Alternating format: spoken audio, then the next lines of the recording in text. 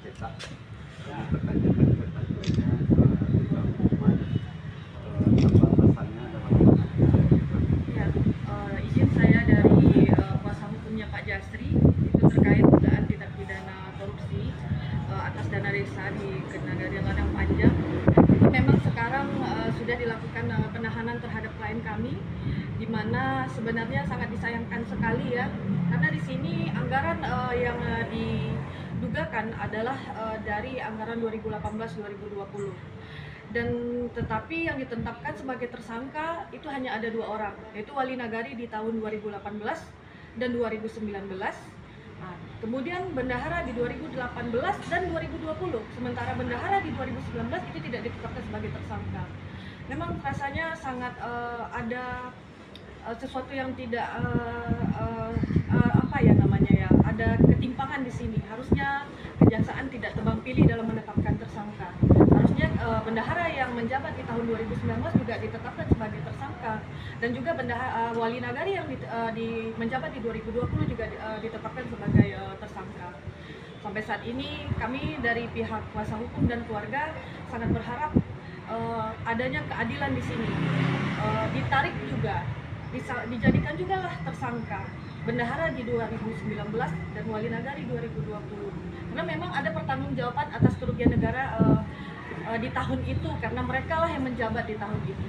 Ini upaya hukum yang akan kita lakukan selanjutnya, Pak? Ya, upaya hukum memang untuk saat ini sudah di P21 kan juga.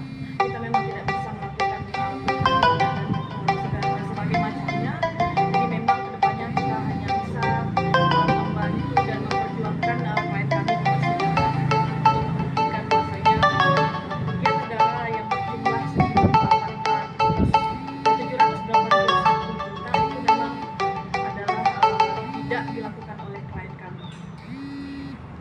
pertanyaan kami tadi kan ada bendahara 2018 2019 berbeda dan 2020 bendaharanya itu lagi. Ya, Kira-kira ada nggak di situ bunyinya kerugian waktu kliennya itu yang tersangka sekarang ini 2018, 2019, 2020 ada nggak situ kerugian negara di situ? Kalau ada di 2019 berarti bagaimana nanti yang bendahara 2019 itu untuk mengangkat banyak Iya. yang dibilang tadi sebab ada tebang pilih, kalau memang tebang pilih artinya ada nggak? ya, maksudnya begini Pak, jelas Pak, dalam tahun anggaran 2018-2020 terdapat 2 bendahara dan 2 wali nagari. Tentunya jelas Pak, ada pertanggungjawaban atas jabatan mereka masing-masing. Bendahara di 2018 tentunya mempertanggungjawabkan segala keuangan negara yang ada di tahun 2018.